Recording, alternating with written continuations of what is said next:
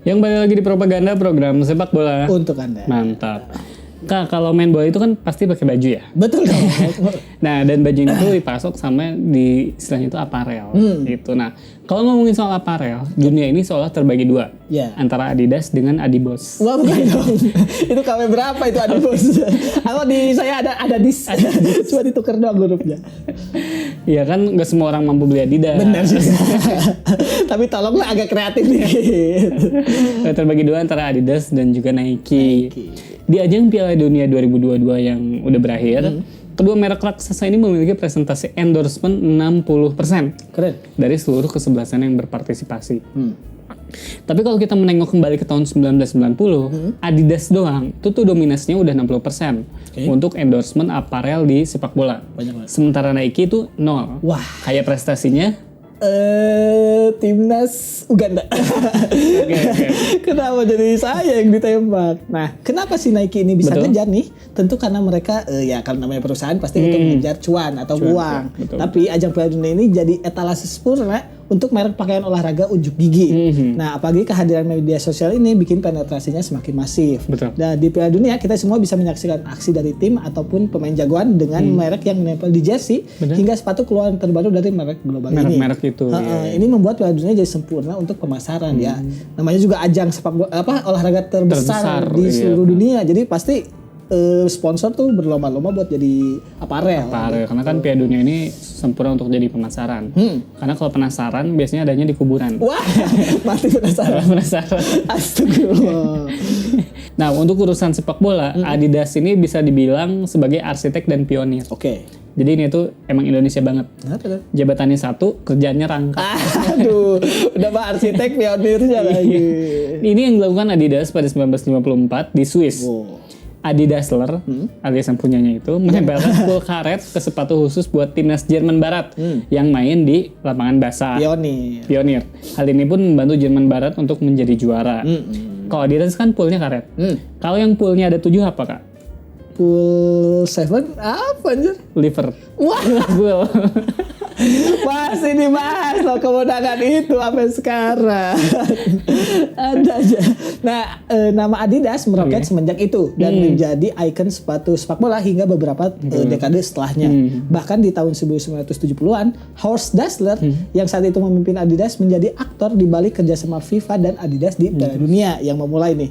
Mereka juga mencetuskan ide komersialisasi siaran TV dan sponsorship di ajang 4 tahunan tersebut. Jadi ya Jadi diawali sama Adidas juga. jadi ada komersialiskan si Piala Dunia itu oleh Adidas ini sendiri.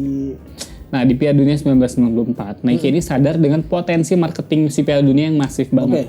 Co-foundernya Nike yaitu Phil Knight lantas terpikir untuk menguasai dunia. Wah, Dia pun bergabung bersama Freemason literally untuk menguasai dunia. untuk menjadi elit global. Enggak dong. Makanya kayak saya tuh curiga ya si pejabat di itu tuh anggota Freemason deh kayaknya.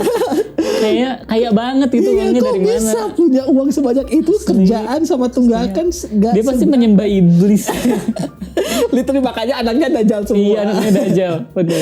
Enggak semua dong. Enggak semua. Yang baik. Nah, sebelumnya Nike yang berakar pada olahraga lari. Jika Nike itu sepatu lari awalnya. Akhirnya berhasil menguasai olahraga tenis dan juga basket. Nah, si Phil melihat pecinta sepak bola selalu terfokus pada kesebelasan Brazil. Betul. Karena ya waktu itu ikoniknya sepak bola dunia adalah Brazil. Maka di tahun 1996, Nike menandatangani kerjasama sebesar $200 juta Amerika dengan Konfederasi Sepak Bola Brazil atau waktu itu CBF. Betul. Nike pun akhirnya menjadi buah bibir. Betul. Selain karena nilai kontraknya yang fantastis, iklan-iklan Nike di televisi pun ditampilkan dengan spektakuler. Gila. Nike juga menampilkan bintang bola seperti Ronaldo Nazario, Ronaldo yang asli, Botak. Eric Cantona, Paolo Maldini, Rui Costa, Luis Figo, Patrick Kluivert, Ian Wright, Ian Casella. Enggak dong. Ian Wright sama Ian Casella tuh beda urusan. Tapi kan Ian Casella juga populer. Iya. Nah, karena hal ini nama Nike pun mulai diperhitungkan. Nah, si Nike juga rutin mengendorse pemain sepak bola yang dianggap mewakili spirit bermain cantik.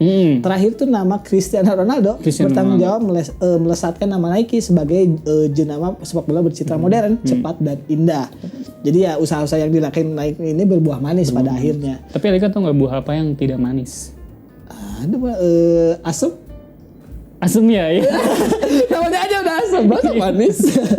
Soalnya Kak, kalau gula itu adalah indikator manis, berarti jawabannya itu adalah kiwi. Oke. Karena kiwi itu rendah gula dan juga lemon. Jadi di dalam lemon itu rendah gula. Meskipun tidak semua yang banyak gulanya itu manis. Contohnya teman saya si Cepi. Waduh. Dia kurang manis. Gimana Kak? Diabetes. Wah. Tapi serem gitu mukanya. Kalau teman saya ada yang manis tapi sebenarnya pahit. Apa Yang tuh? kayak dia ngechat, kamu sedang makan apa? Iya. Manis. Oh, iya, Yang suka iya, manis-manis iya, di iya. chat gitu. Aduh, itu teman mana? Kak, maaf Kak. Gak sengaja Kak. Jangan pecat saya Kak. Apa-apa. Bodoh lah. Jadi si penjualan Nike Football melesat dari 40 juta euro di 1994 Betul. menjadi lebih dari 2 miliar euro di 2018. Jadi gak selang 2 dekade lah penjualan perpindahannya sangat cepat gitu.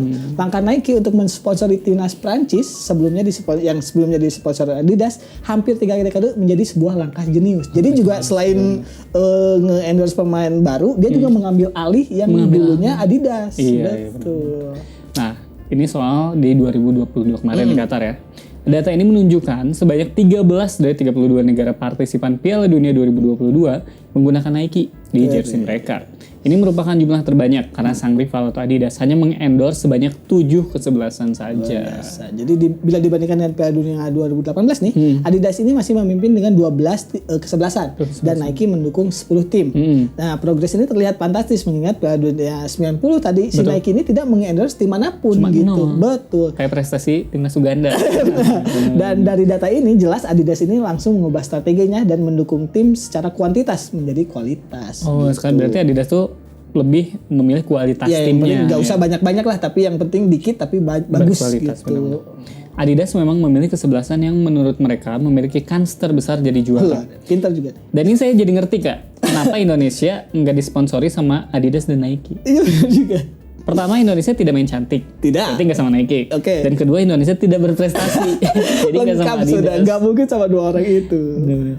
Nah, soalnya Adidas ini 6 dari 7 yang mereka endorse ini berada dalam 20 peringkat teratas FIFA. Oke. Dan bener aja Kak, Argentina ini keluar sebagai juara di Iya, Qatar Adidas. dengan pakai Adidas.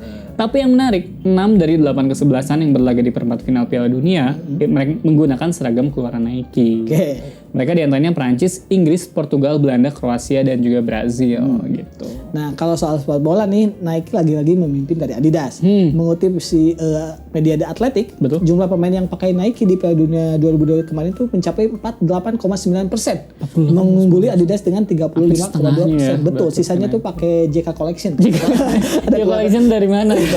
Sepatu bola itu ada. City collection ada. JK ada.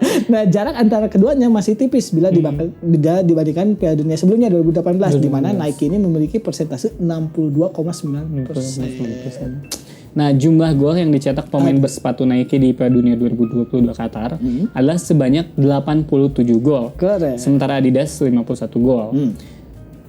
Nike ini harus berterima kasih kepada Kylian Mbappe dengan 8 golnya yang dicetak melalui sepatu Nike Zoom Mercurial Superfly 9 km. Wah, Panjang banget ya. Panjang ya nama sepatu dong ya.